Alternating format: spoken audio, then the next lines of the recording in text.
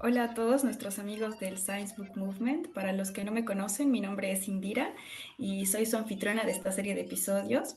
Hoy tenemos un invitado muy interesante. Su nombre es Leonardo Pazzi. Él es abogado, docente universitario e investigador. Estudió Derecho, hizo una maestría en Derechos Humanos y Democratización para América Latina y el Caribe y actualmente es doctorando en Derecho Constitucional y Derecho Administrativo. Él es autor del libro de diversos artículos, ensayos y además del libro Derechos Humanos, Administración de Justicia Indígena. Cabe resaltar que también ocupó cargos muy interesantes, pues fue consultor de la Oficina del Alto Comisionado de las Naciones Unidas para los Derechos Humanos bueno, entre otros cargos importantes como la Procuraduría General del Estado y el Ministerio de Justicia y Transparencia. Hoy Leonardo nos hablará sobre un libro muy interesante que fue escrito por los autores Richard Susskind y Daniel Susskind. Lleva el título de The Future of the Professions, How Technology Will Transform the Work of Human Experts, o su equivalente en español, El futuro de las profesiones, cómo la tecnología transformará el trabajo de los expertos humanos. Bienvenido sea Leonardo y bueno, el escenario virtual es todo suyo. Muy buenos días, buenas tardes o buenas noches a todas y todos los viewers y oyentes de este podcast denominado Book Movement. Mi nombre es Leonardo Pazzi y el día de hoy haré un breve book review de la edición actualizada de Future of the Professions, How Technology Will Transform the Work of Human Expert de Richard y Daniel Susskind. Es un libro de más de 500 páginas donde se explica el desmantelamiento de nuestras profesiones actuales. Antes de comenzar con este book review, quisiera agradecer a mis anfitriones de Book Movement por su amable invitación. A sus fundadores, Pablo Pando y Miguel Peñafiel, quienes otorgan este espacio especial para hablar sobre algunas notas de trabajo que tengo sobre el futuro de las profesiones en general y en particular el futuro de la profesión del abogado. Así también quisiera agradecer a Indira Ocampo, quien el día de hoy gestionará nuestro tiempo como moderadora. Por último, pero no menos importante, requiere una mención especial a Camila Paucara, quien brindó todo su apoyo para que mi participación el día de hoy se efectúe. Y bueno, la estructura del book review es sumamente sencillo. En primer lugar, veremos las credenciales de los autores del texto. En segundo lugar, describiremos en forma breve el contenido de las tres partes en las que está dividido el libro. Y en tercero y último lugar, haremos una evaluación sencilla y corta de la obra. En primer lugar, tenemos que subrayar que tanto Richard Susskind como Daniel Susskind son familiares. De hecho, uno es padre y el otro es hijo, y ambos son profesores. Richard Susskind es el padre, profesor, escritor, orador y asesor de gobiernos y de varios bufetes en todo el mundo. Por otro lado, Daniel Susskind es profesor de la King's College de Londres y también un asesor del gobierno británico. Padre e hijo vienen trabajando en forma conjunta desde el 2010 la proyección del texto que el día de hoy vamos a hacer una pequeña reseña. Lo publicaron en el 2015 e hicieron una actualización el año pasado, del cual será, bueno, la obra final que nosotros hablaremos un poco. Sin embargo, la literatura del profesor Richard Susskind es aún desconocida en nuestro medio. No obstante, nosotros lo añadimos en el programa de taller de grado de licenciatura de la carrera de Derecho de la UNSA y tenemos con algo de suerte dos cohortes que conocen la discusión de The End of the Lawyers, Rethinking the Nature of Legal Systems, Online Course on the Future of Justice, el mismo The Future of the Professions, entre otros. Sin embargo, como hemos mencionado, nos vamos a centrar en repasar el contenido de cada uno de los epígrafes que componen el texto de Future of the Professions, que reitero, tiene una nueva actualización y la misma fue publicada el año pasado, a fines de año pasado.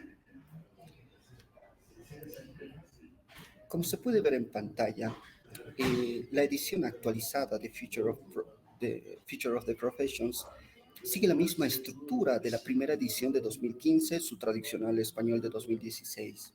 Está dividida en tres partes que tratan sobre el cambio de las profesiones. En esta parte se habla en tres capítulos sobre el gran trato, la vanguardia, cómo las profesiones están cambiando y los modelos futuros de las profesiones.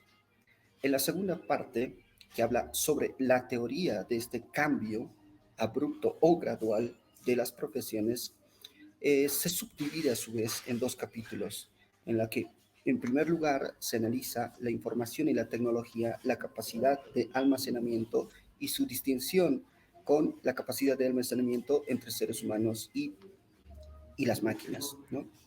Y en el segundo capítulo de esta segunda parte se habla sobre la producción y distribución del conocimiento al día de hoy y en el futuro.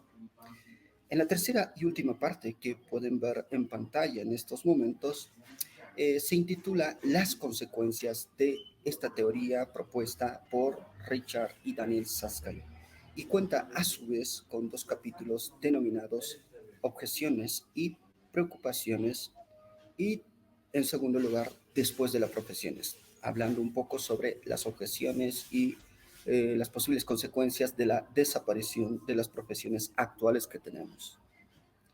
A esta estructura ya conocida en la edición inicial de 2015, se añade un nuevo prefacio, un new preface, con la información recientemente obtenida y vivida por la pandemia producida por la COVID-19.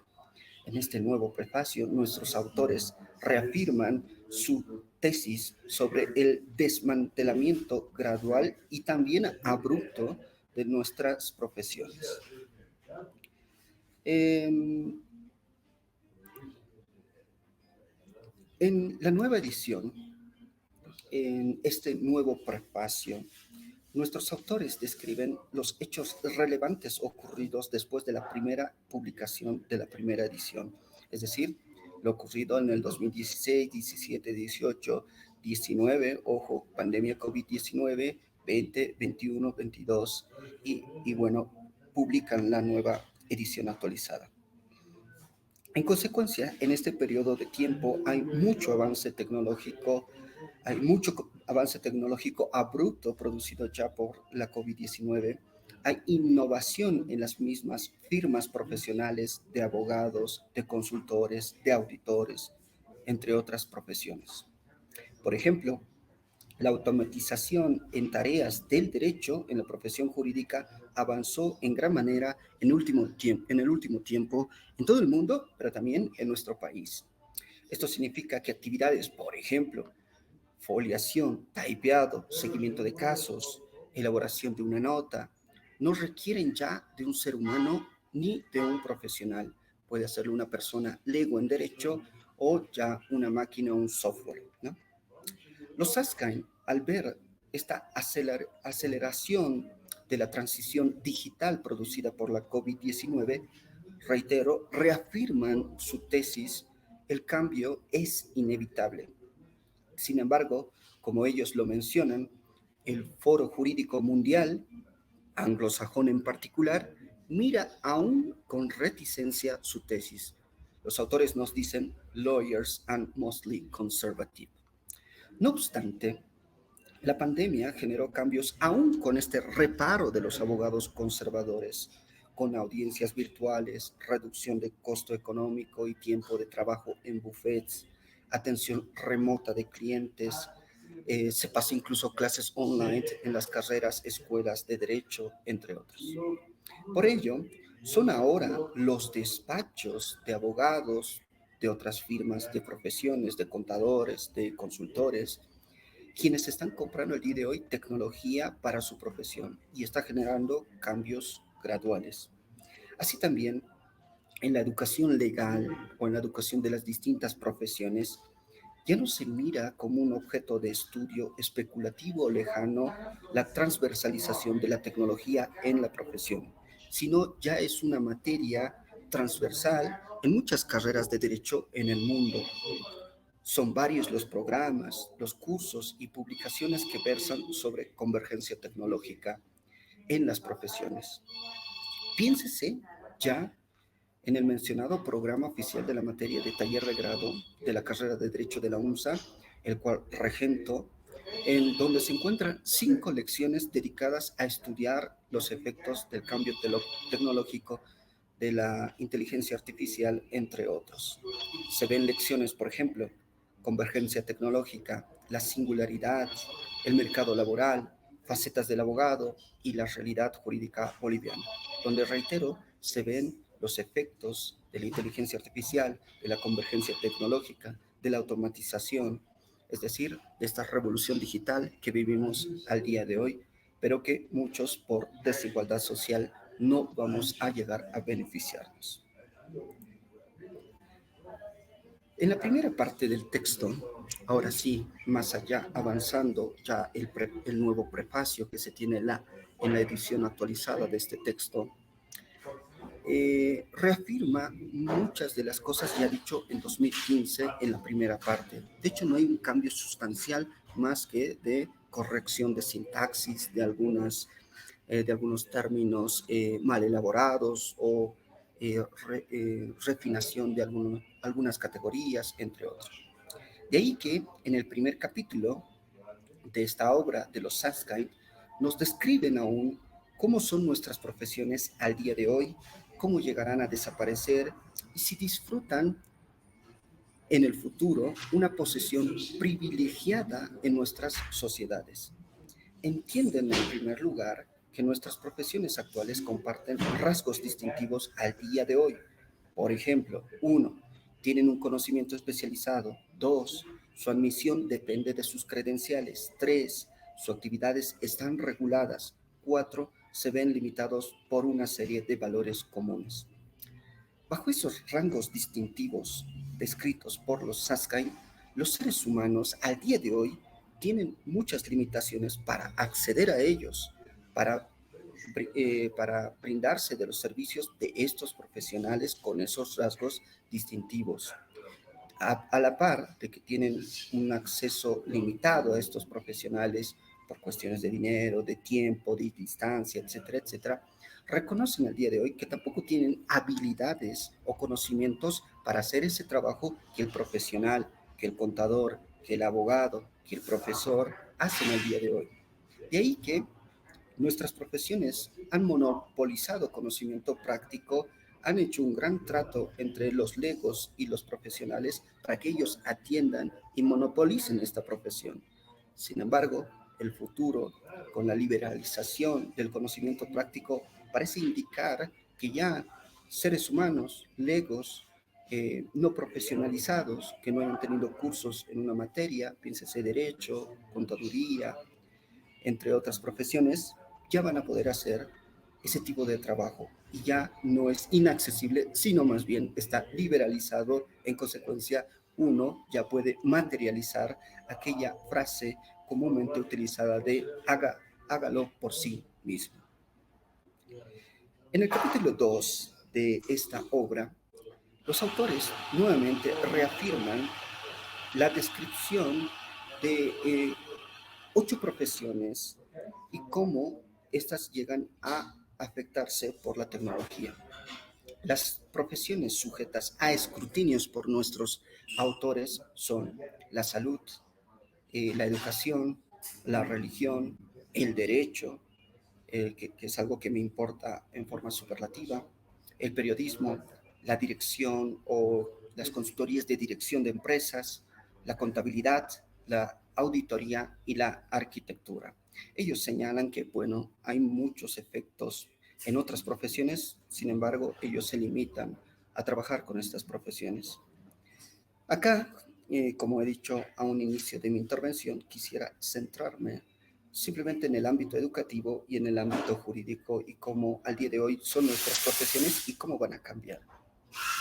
En el ámbito educativo, en primer lugar, se entiende que los profesores son, entre comillas, sabios sobre el estrado, perdón.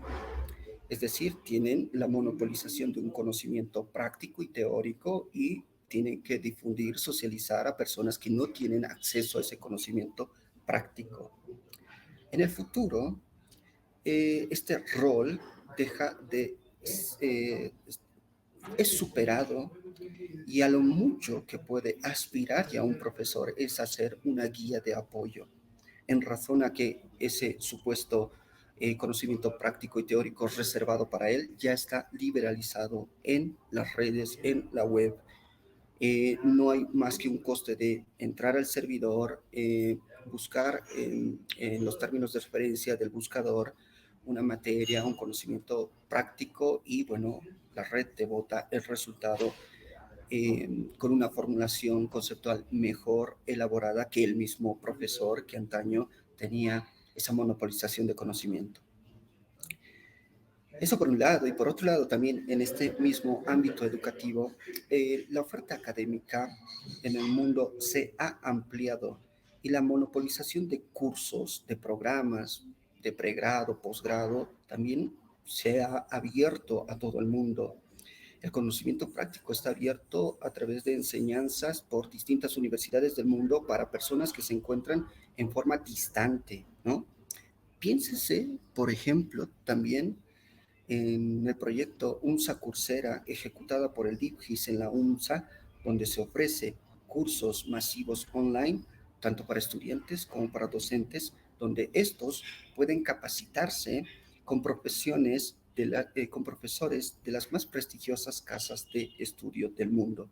Es decir, un estudiante de la UNSA puede pasar un curso, qué sé yo, en la Harvard Law School, puede pasar en la Universidad Tecnológica de Monterrey, en la Universidad de Barcelona, cursos que antaño eran sumamente dificultosas para matricularse, para pasar las clases, para buscar los apuntes, los textos que se trabajan, etcétera. Al día de hoy, con los cursos masivos online, uno ya puede capacitarse con los mejores profesionales del mundo, con los mejores profesores, ¿no? De ahí que nuestros profesores nacionales tienen también ya esa disputa o esa competencia con otros profesores de otros sectores del mundo. Por otro lado, más allá del ámbito educativo, ahora centrándonos en la profesión jurídica, los autores de este texto eh, entienden que al día de hoy la mayoría de los servicios legales y judiciales son inasequibles para los usuarios. Pensemos simplemente nosotros como bolivianos en la actual crisis sistemática del sistema judicial, ¿no? De la estructura, de la organización y de la prestación de servicios de servidores públicos, piénsese jueces, vocales, magistrados, con los ciudadanos. Como existe esta crisis, esta falta de acceso al servicio legal, la consecuencia es inevitable. Los abogados tradicionales serán sustituidos por sistemas avanzados o por trabajadores con tarifas menos costosas, ayudados por recursos tecnológicos o procesos estándar, o bien por legos, es decir, personas no especializadas, asistidos por herramientas de autoayuda por Internet. Por otro lado, los autores son enfáticos al advertir no solo a la profesión del abogado, no solo a la profesión de ser educador, a la profesión de auditor, de arquitecto, etcétera, etcétera. El trabajo aislado es un peligro para el futuro.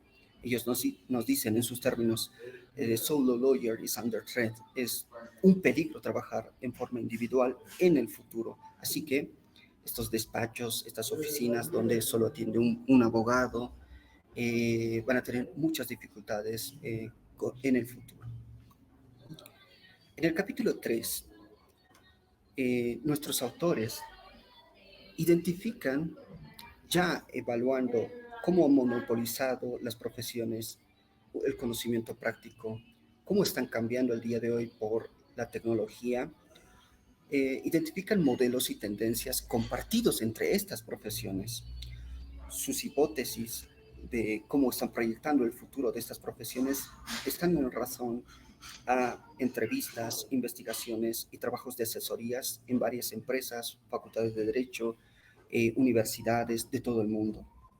Acá tal vez tenemos que hacer hincapié en la insistencia de los Sunshine hacia los profesionales de ser capaces de aprender, desarrollar y adaptarse rápidamente conforme surjan nuevos roles y tareas, si no quedarán obsoletos, relegados del mercado laboral. En la segunda parte, y para ser un poco más breve esta mi intervención, los Susskind ya tratan de dar una explicación fundamentada a los cambios producidos y a producir en las profesiones. En el futuro, nos dicen, en la sociedad de Internet basada en la tecnología totalmente desarrollada ya, máquinas cada vez más capaces, autónomas o mediante usuarios no especialistas serán cargo de muchas de las tareas que actualmente son exclusivas para las profesiones. En el capítulo cuarto de esta segunda parte, los autores describen y pronostican los cambios en las profesiones a partir del almacenamiento y conocimiento de la información. Los humanos, los seres humanos, hombres y mujeres, tienen poca capacidad de almacenamiento de conocimiento práctico. Las máquinas, a lo contrario, no tienen este déficit. De hecho, pueden procesar, almacenar mayor información. En el capítulo quinto, ya de esta segunda parte también del texto de los Susskind, los autores proponen 6 modelos para producir y distribuir la experiencia, preguntándose si esta debe ser liberalizada en forma completa en la red o no. En la tercera y última parte de nuestro texto a revisar el día de hoy, los Susskind evalúan las implicaciones, las consecuencias que traerán estos cambios tecnológicos en las profesiones, en las distintas profesiones que ellos evalúan. Recuérdese que evalúan la profesión del abogado, contadores, arquitectos, educadores, consultorías de dirección, entre otros. Es así que en esta tercera parte, los Susskind se dedican exclusivamente a contestar a las réplicas infundadas muchas veces, objeciones y preocupaciones de los mismos miembros de los gremios de las profesiones. Es decir, este cambio tecnológico genera muchas dudas y miedos en los gremios de nuestras profesiones. Es así que en esta tercera parte, tal vez la parte más rica del texto, comienza a desmitificar, a resolver algunas preocupaciones y objeciones infundadas. La reflexión se dedica a entender estas objeciones que plantean proteger a las profesiones por ser, entre comillas, valiosas e indispensables en el estado en el que se encuentran, a los cuales la transformación no tiene que tocarles, ¿no? Todas las profesiones, nos indican los Susskind, creen que el cambio tecnológico no les va a tocar, que ellos simplemente van a llegar a automatizar en el mejor de los casos y que sí van a depender su profesión del trato directo con las personas, con la empatía que muestra el profesional con el cliente, entre otras notas distintivas que los Susskind no apuestan en el futuro.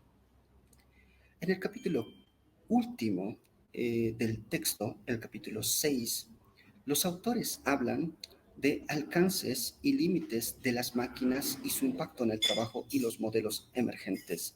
Ya acá, los autores piensan, bueno, ¿qué es lo que las máquinas no van a poder hacer en aquel futuro, si se quiere, utópico o distópico, según quien lo vea?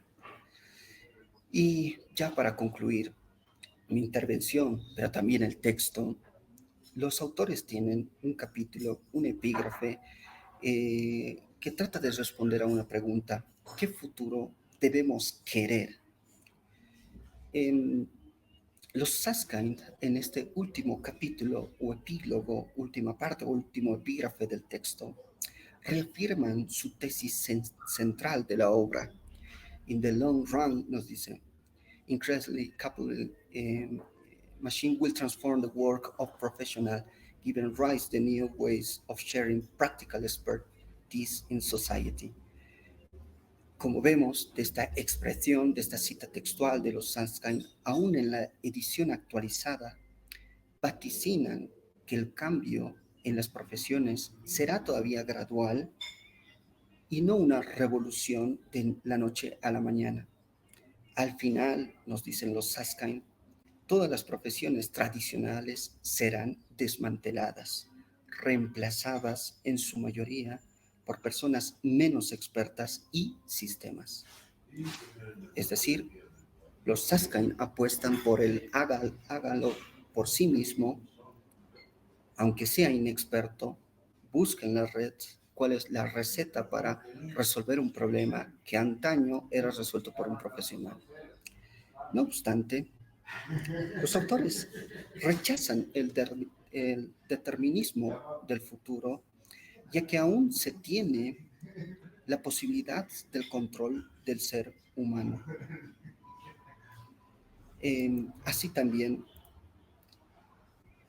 eh, reafirman su apuesta por el crecimiento exponencial de la tecnología de la información, donde los seres humanos estarán cada vez más comunicados. Es decir, miren, conocemos el futuro, sabemos que la tecnología, que un algoritmo nos puede reemplazar, pero sin embargo tenemos esa capacidad de, bueno, ver ese futuro y trabajar con ella y no supeditarnos a un futuro distópico. El texto cierra con dos detonadores de discusión ya ética.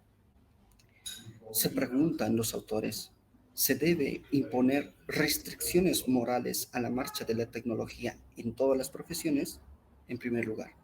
En segundo lugar, ¿quién debe poseer y controlar la experiencia práctica en una sociedad de Internet basada en la tecnología? La respuesta natural, parcial y de protección del estatus o riqueza de las profesiones al día de hoy puede ser de restricción y de control de una entidad estatal y privada del conocimiento práctico. Sin embargo, los Saskain nos invitan a discutir con mayor detenimiento y responsabilidad la contestación de estas dos preguntas. Los Saskain advierten, we must remember that inaction as well as action is a choice. If we choose to do nothing and we decide to default to our traditional ways and discard the promise of technological change for fear, say, of rocking the boat, then this is a decision for which later generation can hold us accountable. Muchas gracias a todos y todas por su intervención. Esta sería, en breves palabras, tal vez una reseña muy corta de la obra The Future of the Professions de Richard Susskind y Daniel Susskind. Yo particularmente quedo muy contenta con la revisión porque me gustó mucho el enfoque desde la perspectiva de su profesión que le ha dado al libro, ¿no? Porque si bien hemos estado experimentando una revolución tecnológica en todas las profesiones y claro, en todos los países, en algunos más que en otros, pero en todas partes, me parece muy útil y también desde mi perspectiva, porque soy física, por ejemplo, ¿no? Entonces, una perspectiva muy enriquecedora desde el punto de vista del derecho, ¿no? De cómo influye este tema de su profesión, ¿no? Cómo influye el tema de la tecnología. Tengo unas cuantas preguntas. Podría comenzar con esta, es la siguiente. ¿Cuál fue el ejemplo más interesante que menciona el libro acerca de cómo la tecnología ha cambiado el trabajo de los profesionales desde su perspectiva? Bueno, hay una infinidad de ejemplos en todo el texto sobre cómo está afectando esto a las distintas profesiones. ¿Ya? Simplemente me he dedicado a trabajar lo que sucede en el derecho. Y yo creo que los ejemplos antaño, yo creo que para el 2015, cuando salió por primera vez este texto, sí uno podía causar cierta urticaria en las profesiones en razón a, bueno, mira que me van a quitar el empleo y genera una reacción en contra. Sin embargo, ya todos los ejemplos que reiteran los Saskain ya lo estamos viviendo y no nos parece extraño ya que las profesiones van a cambiar o van a desaparecer, como es la tesis fuerte de los Saskain. En derecho, eh, los ejemplos que nos dan ya al día de hoy lo estamos viviendo en distintos bufetes de nuestro país. Por ejemplo, el análisis de sentencias. Una persona, un abogado, un profesional con una capacidad ya, digámoslo, mejorada o automatizada, puede revisar a lo mucho 20 sentencias en una noche. Piénsese en ese ejemplo.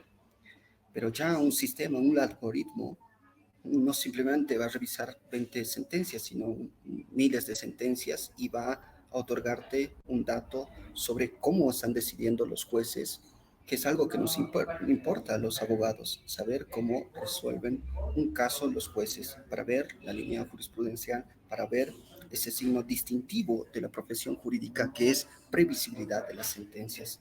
Eso es un rasgo que los Sunshine resaltan, pero que el día de hoy todos nuestros bufetes ya tienen también en cuenta eso, ¿no? Hay un algoritmo que trabaja mejor las sentencias, hay un algoritmo que trabaja mejor los contratos.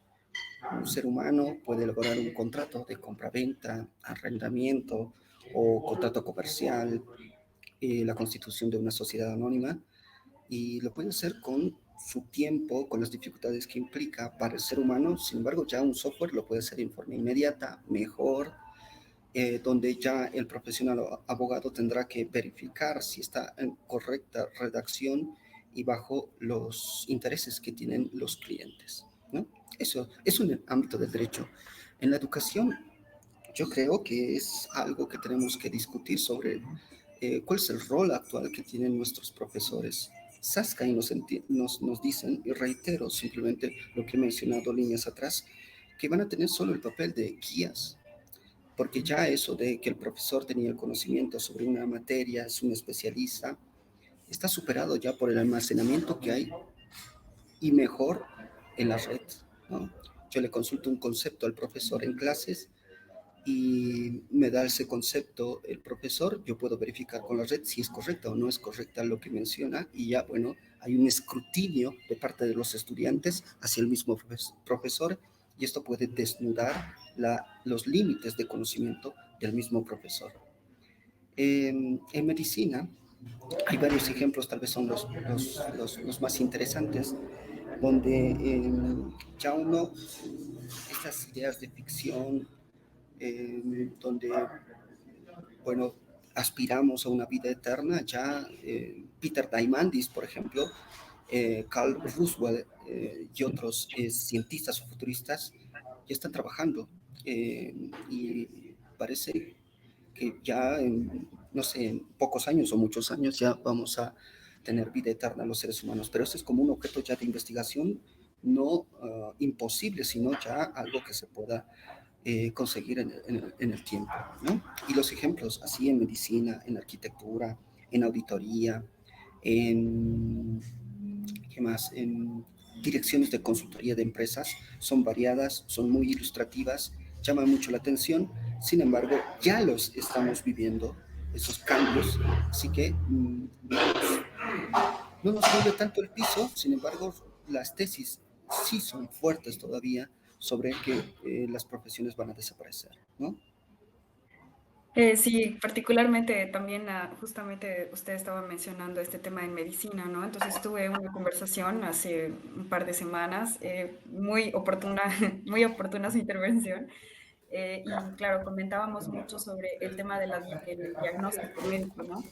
Entonces, claro, hoy en día se ve, bueno, no siempre, pero alguna que otra vez, que a veces a uno lo mal diagnostican, ¿no? Con alguna u otra enfermedad, qué sé yo.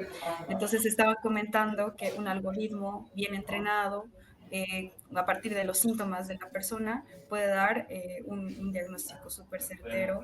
Y eso también nuevamente entra en la misma discusión, porque claro, este es un ejemplo, así como derecho, y claro, en mi carrera y en muchas otras también hay cientos de ejemplos, lo cual es como un poco nos impulsa como, como especie, digamos, a cambiar el paradigma, digamos, ¿no? Cambiar nuestra perspectiva, nuestro modo de hacer las cosas, quizás incluso. Y ha sido mucho más potenciado, como bien usted lo mencionaba, con este tema del COVID, ¿no? Que se ha Sí, potenciado mucho más. sí. Ahora, tal vez hay un punto suelto que no he mencionado en mi intervención. Otro factor que va a desmantelar a nuestras profesiones, la capacidad de competir en el mercado, es las comunidades en redes de no especialistas donde se consulta un determinado problema y la misma comunidad te resuelve ese problema. Piénsese en páginas en Facebook rudimentarias sobre, bueno, tengo un problema de un vecino que no me paga una deuda. Lo escribo en Alguien Sabe en Facebook y la comunidad de Alguien Sabe comienza a responder, hace esto y esto y esto. Este factor de conformación de comunidades entre las mismas personas va a quitar mucho trabajo a las profesiones. Por otro lado, además de que estas comunidades van a resolver problemas por sí mismas, van a comenzar a valorar a las profesiones, a los seres humanos, al abogado X, Y, Z, y van a tener un escrutinio mayor y van a poder señalar en estas comunidades ante la pregunta de ¿y qué tal como abogado penalista es Leonardo Pazzi? Y bueno, la misma comunidad va a responder que es bueno, que es malo, que es Claro. pésimo y bueno, ahí tenemos tal vez un escrutinio mejor de las profesiones que antaño muchas veces quedan, quedan en la insatisfacción del cliente y no en su denuncia, ¿no? A lo mucho podrá llegar a un tribunal de ética por falta de un asesoramiento correcto. Sin embargo, ya con estas comunidades uno va a hacer mejor escrutinio, va a decir, este profesional es malo o este profesional es bueno. Y eso también el abogado, el auditor, el arquitecto tiene que Un brindar profesor, ¿no? Un eso. profesor particular o un científico de datos, alguien que brinde una consultoría, ¿no? ¿Sí? Mm. Ahora, los autores, frente a una pregunta, y bueno, ¿qué vamos a hacer ahora que las profesiones van a desaparecer? ¿Qué tenemos que estudiar? Ellos, en primer lugar, apuestan por las habilidades blandas que al día de hoy en todas las universidades del país se está socializando, se está trabajando con los estudiantes. Pero también nos dan dos opciones. Uno, a que tengamos esas habilidades blandas para pensar eh, en trabajar con máquinas. Eso en primer lugar. Y en segundo lugar, ya ver profesiones de científico de datos, de ingeniero de sistemas, que esas son tal vez las únicas profesiones que se van a salvar en el futuro, en este versus del mercado laboral entre seres humanos y máquinas, donde, reitero, conforme a lo enseñado por Saskay, las máquinas tienen muchas ventajas sobre los seres humanos. Y es completamente cierto. También, bueno, esta es una opinión muy personal, ¿no? Pero me parece que también es como una oportunidad para que nuestra especie se empiece a cuestionar qué es lo que realmente quiere hacer. Es decir, dejar de hacer las cosas por necesidad, pero más empezar a hacer las cosas porque realmente quiere hacerlas, ¿no? Entonces, porque si ya tienes algo que se encarga, digamos, del trabajo que es un poco más, no sé, manual o reiterativo, quizás que no requiere demasiado, no sé, que no requiere de una habilidad específica, qué sé yo, o quizás sí, que requiere de una habilidad específica, pero entonces es como que a uno quizá le da la oportunidad de preguntarse, ¿no? Como que, ok, realmente, si ya hay estas necesidades que están cubiertas en la sociedad actual nuestra, entonces, ¿cuál podría ser mi papel a desempeñar, ¿no? ¿Cómo podría yo contribuir de otra manera, ¿no? Como activamente, no pasivamente, ¿no? Sí, sí. Las dos últimas preguntas con las que cierra el libro me parecen sumamente interesantes. Por otro lado, ¿no? Sobre esta pregunta de hay que liberalizar todo el conocimiento práctico en la red, es decir, digamos, esta es la advertencia que los mismos escépticos del futuro tecnológico hacen, ¿no? Por ejemplo, ya va a ser común en todas las casas, en todas las familias, tener una impresora 3D. simplemente si liberalizamos el algoritmo de una prótesis de mano, bueno, yo voy a tener la posibilidad de imprimirme una prótesis de mano en la casa si tengo el algoritmo. Pero también ya se puede imprimir armas, pistolas, rifles en estas impresoras 3D. ¿Qué pasa si liberalizamos todo el conocimiento práctico en la red? Bueno, yo voy a tener acceso a un algoritmo que me imprima el arma y bueno, un niño puede imprimírselo y esto qué terribles consecuencias puede generar. Hay esa disputa que los Saskain advierten al responder esa pregunta. ¿Es necesario liberalizar todo el conocimiento práctico en la red? ¿Sí o no? Vayamos a discutirlo. Y en otro lugar, la otra pregunta que igual me parece sumamente interesante es, si vamos a restringir el conocimiento práctico, ¿quién tiene que tener la llave del candado? ¿Tiene que tenerlo el Estado? ¿Tiene que tenerlo una empresa privada? ¿Y cómo este cierre de candado va a generar desigualdad? Porque reiteran los Saskain, ellos forman parte de la cultura anglosajona, de hecho son ingleses y bueno, nos dicen, hay poderes salvajes que muchas veces limitan el conocimiento práctico y monopolizan y crean sistemas de dominación y va a generar desigualdad social en todo el mundo. Así que pensémoslo muy bien si también vamos a restringir el conocimiento práctico. Es súper interesante lo que menciona. De hecho, hasta yo misma me quedaría un poco en la gran cuestionante de ¿y quién debería tener esa llave del candado? Pero también, bueno, un poco recordando a anteriores revisiones que tuvimos, mucho se platicaba sobre que hay una nueva necesidad en nuestra sociedad, que ya es el tema de una especie de, digamos, derecho que esté especializado a gestionar la ética con la que se manejan con la que se maneja este tipo de información, ¿no? Y estas carreras no existen hoy en día, pero estamos encontrando una nueva necesidad. Entonces, claro, si bien hay muchas personas que quizás su trabajo va a ser de alguna forma, entre comillas, reemplazado, ¿no? Por qué sé yo, por un algoritmo y demás, se tienen otras necesidades que se están creando a partir de justamente esta evolución. Entonces, claro, quizás ver por ahí, ¿no? Esa es una pregunta justamente de las que tengo acá. ¿Cómo cree usted o qué profesiones cree usted que se van a necesitar en el futuro, ¿no? Y a partir de este análisis de la revolución tecnológica que estamos teniendo, de todo este tema de la inteligencia artificial, ¿qué profesiones cree usted que van a ser requeridas, importantes? Sí, bueno, simplemente voy a reiterar lo que los Saskain recomiendan, ¿no? Más allá de una profesión perfeccionar las habilidades blandas, estar atentos a los cambios graduales y abruptos que van a ver. Ellos apuestan, sigue, que va a haber un cambio gradual, no tan, no tan revolucionario, pero sí va a haber factores como la COVID-19, una pandemia que va a acelerar la transición. Ellos, a la par de mencionar que hay que desarrollar habilidades blandas, también hay que ver esas profesiones del futuro de científico de datos, de ingeniería de sistemas, que son las que tienen un tiempo más de vida como profesión, como monopolizadores de un sector del conocimiento. Ah,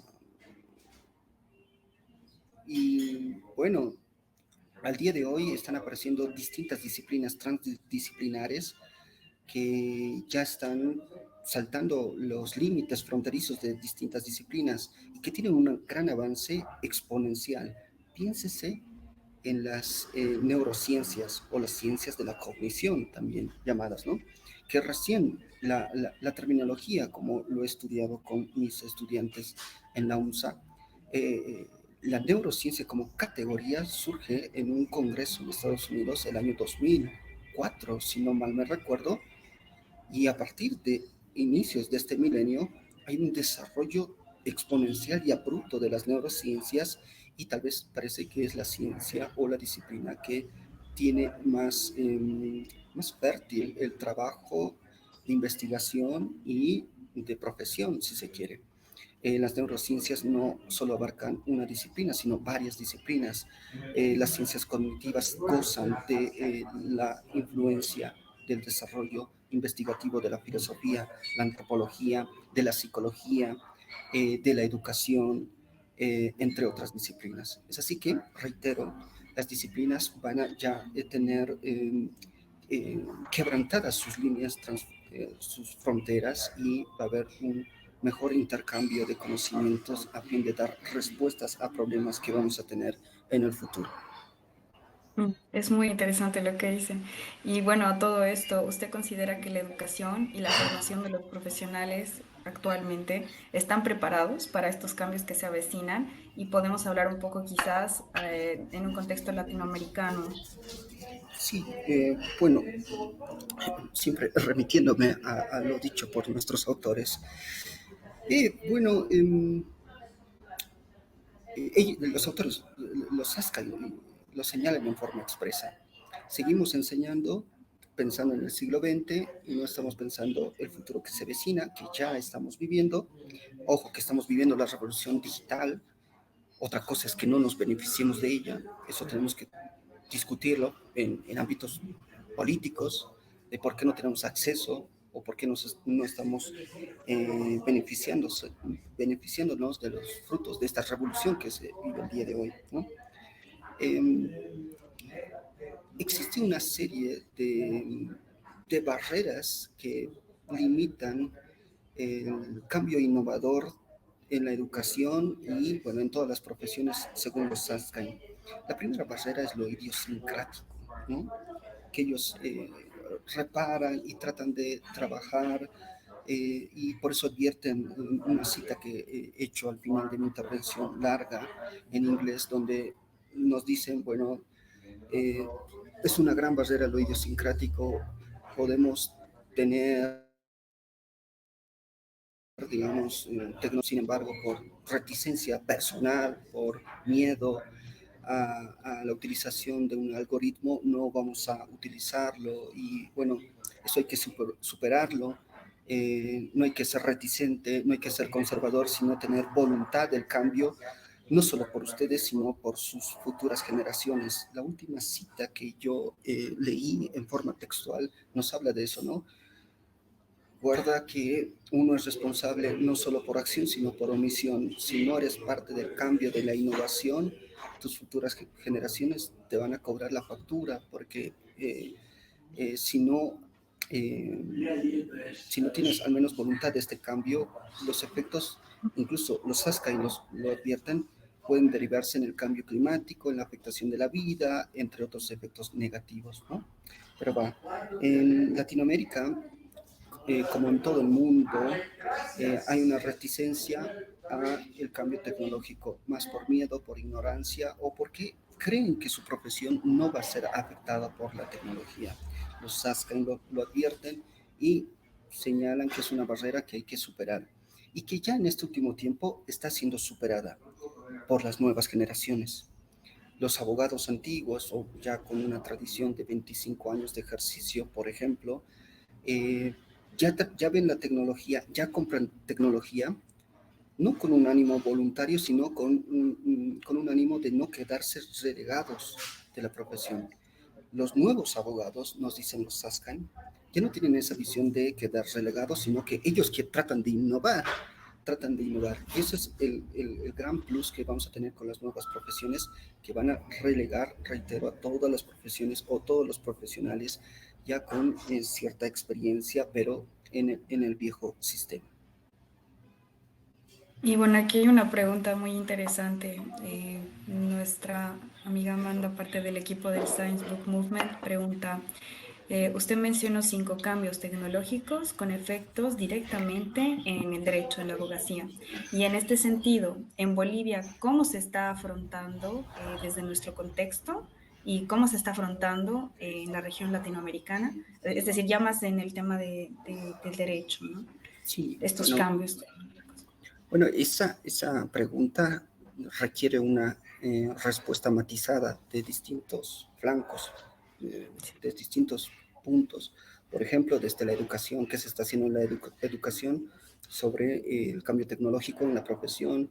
Los bufetes, los abogados de litigio, los administradores de justicia, ¿qué están haciendo? Miren, la respuesta a esa pregunta requiere una matización mucho mayor. Yo he mencionado en mi intervención que, al menos en el campo educativo, desde mi carrera de Derecho de la UNSA, de la cual formo parte, ya en el programa oficial, los estudiantes de la carrera de Derecho tienen que avanzar, tienen que discutir estos temas, pensando en su futuro mercado laboral. Ya hay como 5 temas obligatorios que se tienen que analizar.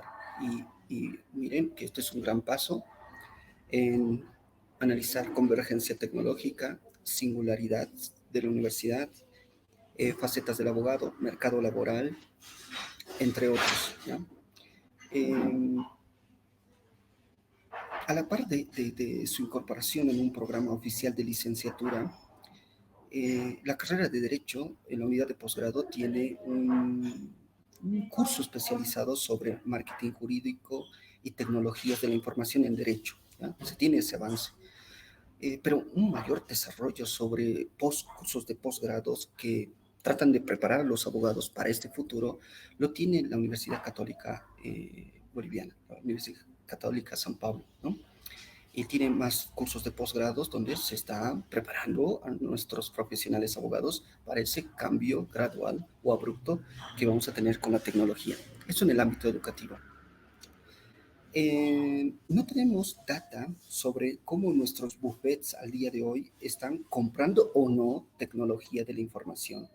Si están, si han comprado el software, el algoritmo de procesamiento de sentencias, si han comprado el software de elaboración de contratos u otros documentos legales. No, tengo que ser muy sincero acá, no tengo ese dato, tampoco hay trabajo investigativo, tal vez es algo que yo voy a tener que hacerlo el próximo semestre ya con mis estudiantes de esta materia, como línea de investigación, ver qué buffets en el país han comprado softwares, ¿no? Y ver si realmente están comprando o no. Por otro lado, en la administración pública, bueno, en la administración pública se están dando pasos muy importantes desde la ciudadanía digital, desde el buzón digital, un portafolio, expedientes judiciales, ¿no?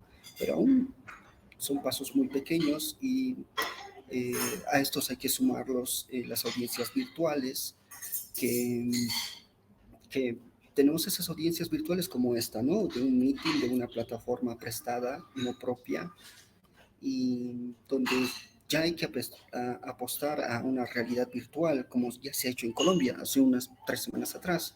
Colombia ya ha tenido una audiencia virtual, no simplemente de una plataforma meeting que puede tener las dificultades de ver el juez, ver los todos los elementos que llegan a concurrir en una audiencia, por ejemplo, el comportamiento del imputado, del denunciado, del demandante, ver las expresiones a la hora de, no sé, de proporcionar la prueba, entre otras notas distintivas.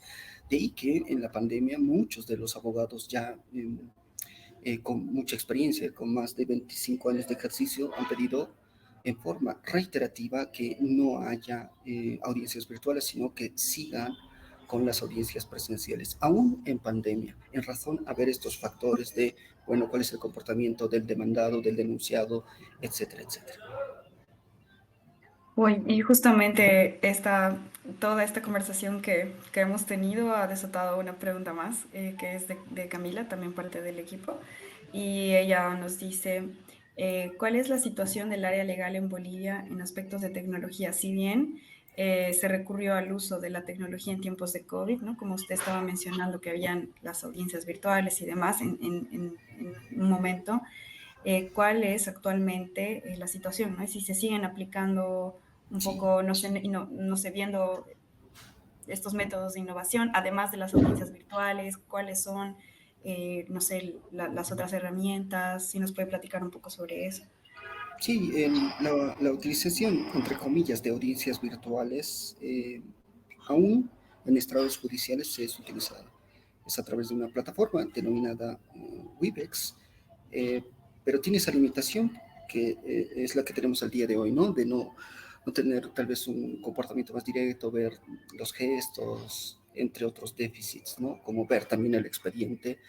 en forma conjunta con los jueces y las otras partes.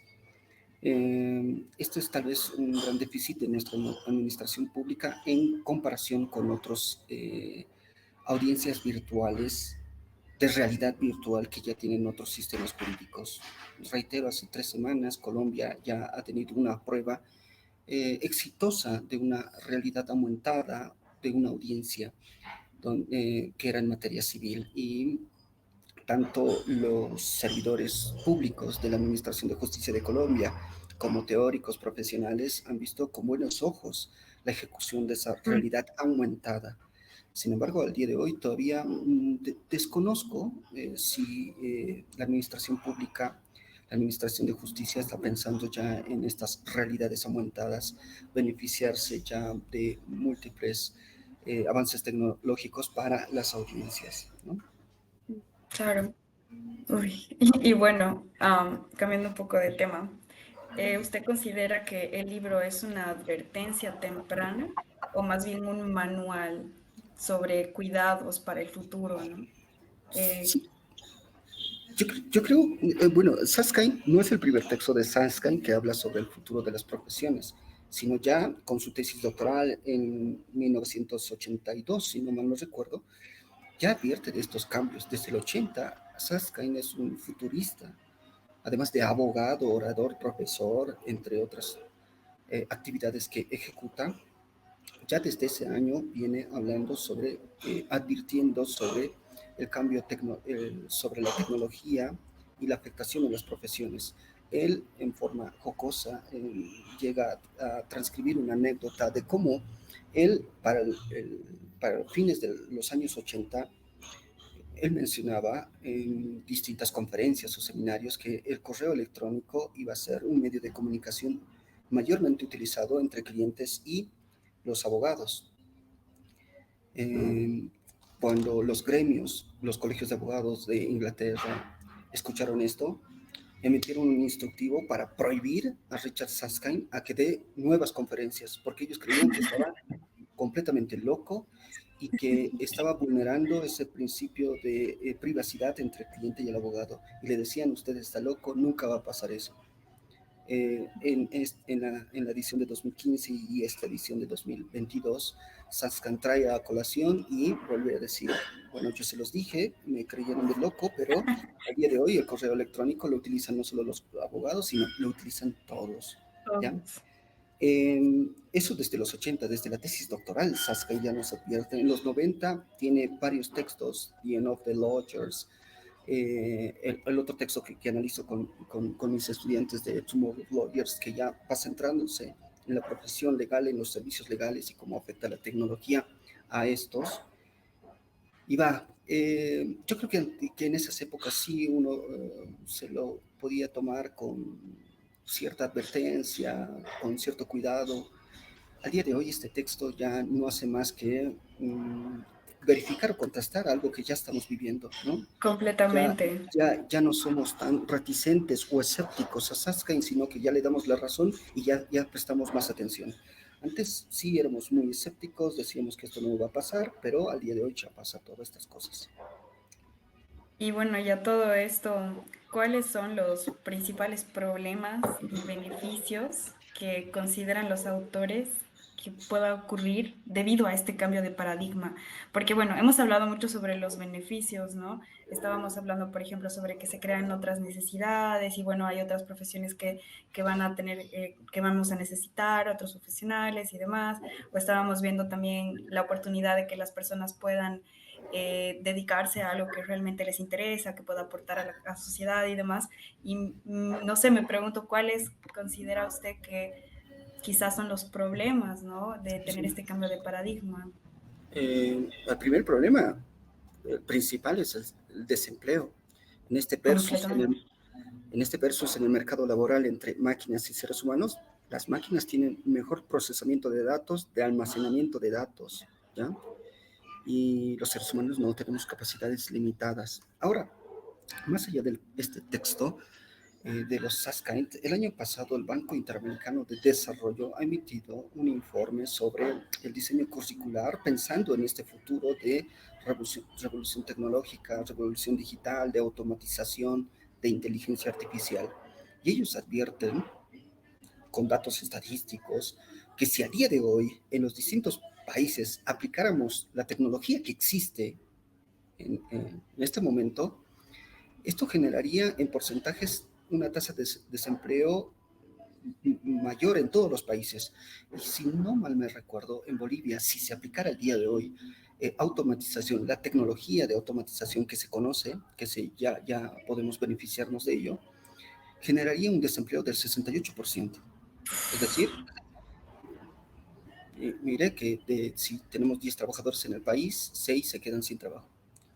Y Y lo eso, triste es que sí, perdón que le corte, yo solamente estaba pensando que muchas de nuestras fuentes laborales son fuentes informales, ¿no? Entonces, de las pocas fuentes laborales formales que tenemos, si de cada 10 empleados oficiales, 6 se quedan desempleados, generaríamos muchísimo más desempleo del que ya hay, ¿no? sí, y esto deviene en razón a tareas muy simples que realizamos aún las personas, que ya en otros países, piensas en Europa o en Estados Unidos, ya no lo realizan personas.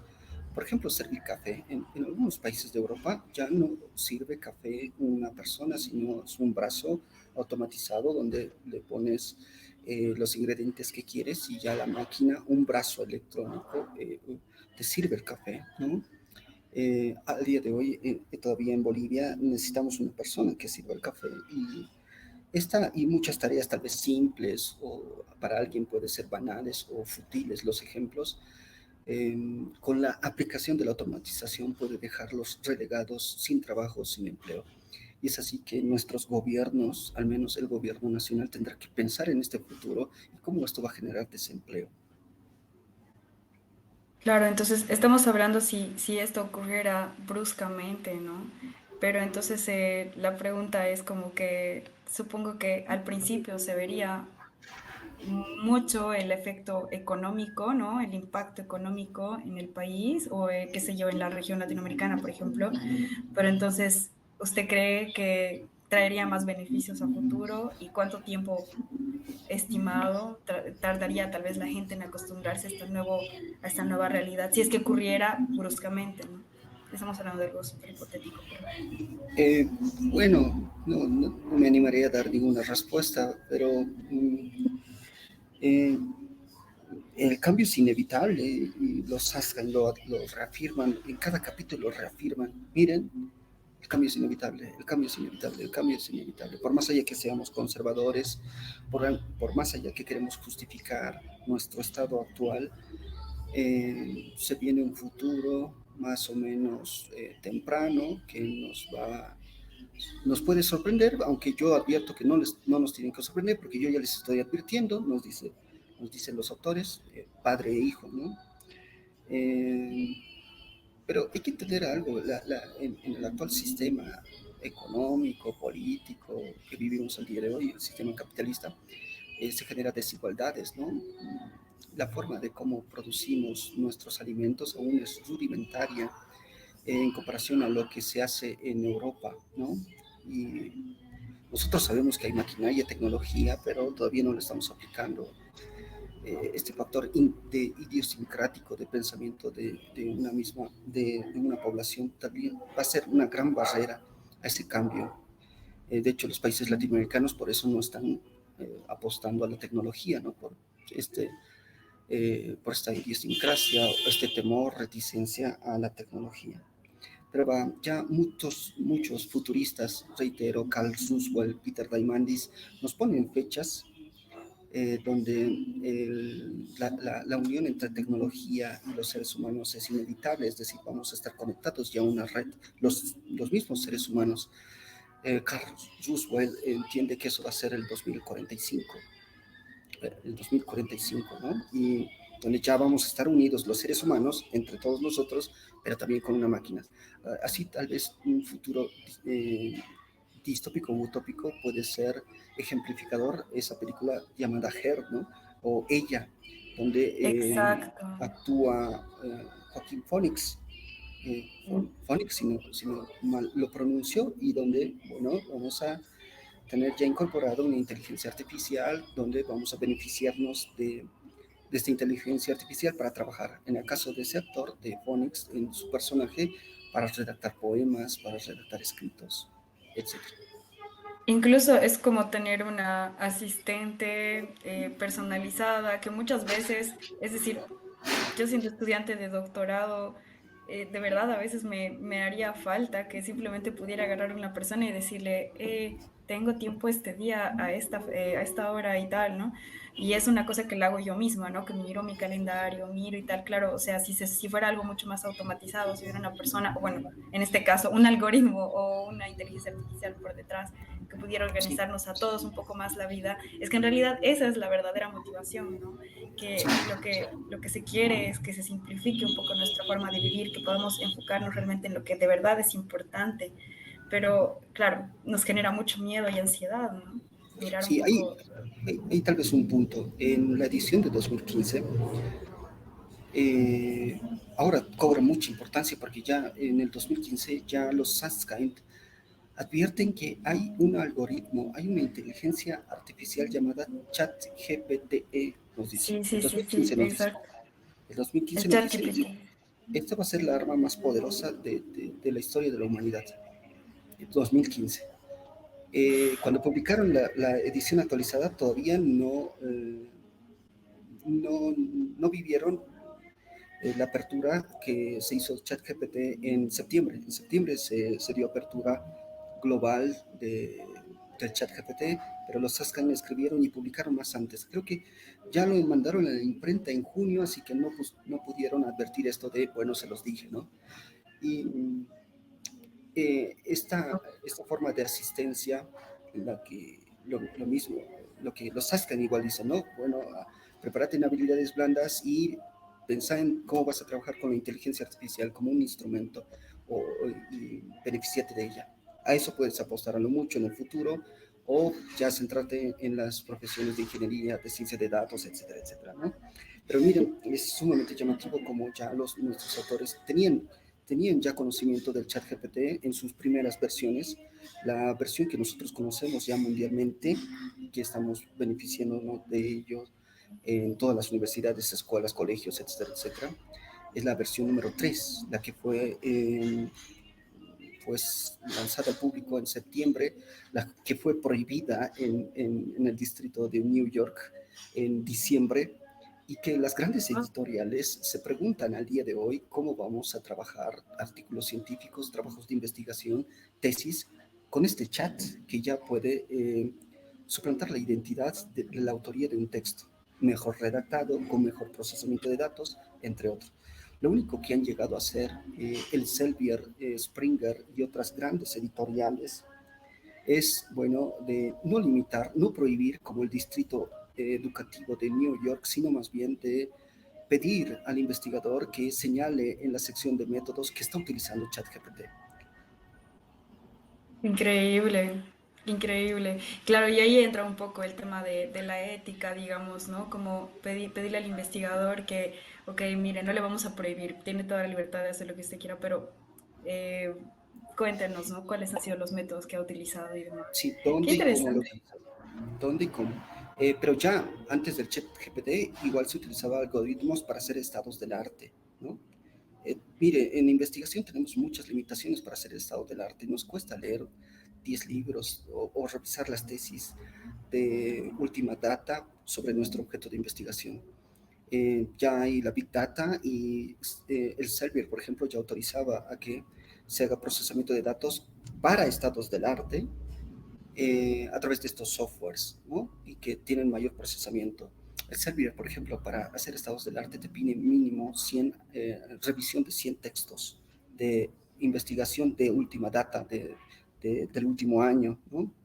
Una persona con falta, digamos, una persona que no tiene financiamiento, una beca, es muy difícil acceder primero a las revistas, luego hacer un estado del arte de 100 publicaciones. Pero ya con estos softwares de algoritmos de procesamiento de datos uno puede hacerlo, ¿no? Y está autorizado. Completamente. Wow, súper interesante. Estoy muy contenta con la revisión. Me quedo con una perspectiva súper interesante. Muchas gracias por su contribución, por su intervención y pues bueno, esperemos tenerlo en otra edición también, si es que gusta en el futuro. Muchas gracias. A ustedes muchas gracias, a usted Indira, a Camila, bueno, a todo el grupo o el equipo de Book Movement.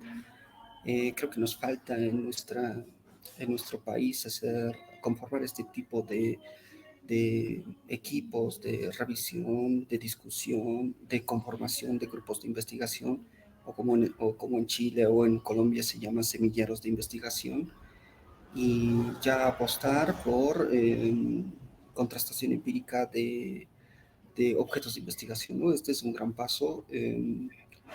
Creo que es innovador, no he visto en el país ningún movimiento de este tenor.